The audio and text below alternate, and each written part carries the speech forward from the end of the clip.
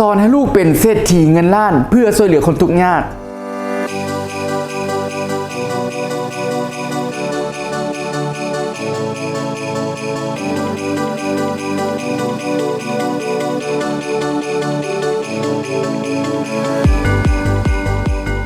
เคียงคู่กับการสอนลูกให้เป็นคนดีคนเก่ง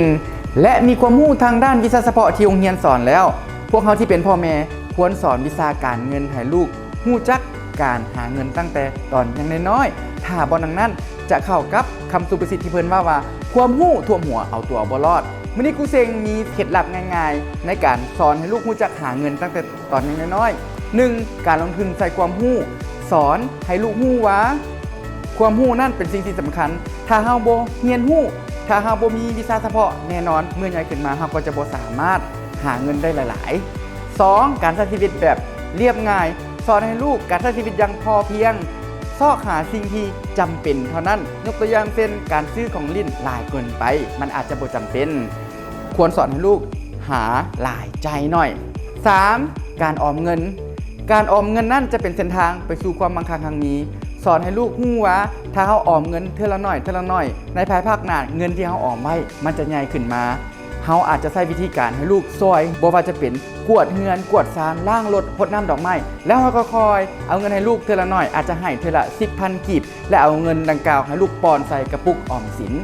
4. การลงทุนใส่สินทรัพย์การลงทุนใส่สินทรัพย์หลังจากที่ลูกออมเงินได้เป็นจำนวนหนึ่งแล้วควรเอาเงินที่ลูกออมได้นั้นสอนให้ลูกรู้จักการลงทุน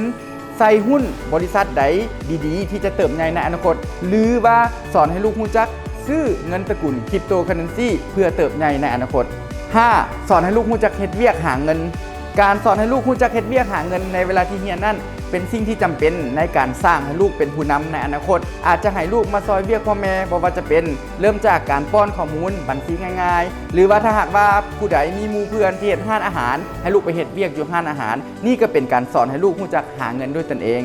นี่ก็คือ5เคล็ดลับในการสอนให้ลูกรู้จักหาเงินตั้งแต่ตอนยังน้อยๆสิ่งที่สำคัญก็คือจะต้องปลูกฝังจิตใต้สำนึกให้ลูกเห็นอกเห็นใจผู้อื่นมีความเมตตาผู้อื่นโดยการพาลูกไปเห็นเด็กทุกข์ยากคนที่ทุกข์ยากที่ดำรงชีวิตอยู่ตามเขตชุมชนอยู่ตามเขตห่างไกลซอกลีกเพื่อให้ลูกรู้ว่าการดำรงชีวิตในหลายๆแง่มุมได้เห็นความทุกข์ยากลำบากปากหมองของประชาชนและให้ลูกเกิดแรงจูงใจอยากจะซอยเหลือคนอื่นนั่นเองถ้าผู้การคิดว่าคลิปนี้มีประโยชน์กรุณากดไลค์กดแชร์เพื่อเกิดพลังแห่งการแบ่งปันเพื่อให้ครูเซ็งได้มีกำลังใจในการสร้างคลิปต่อๆไปอีกด้วยขอบใจ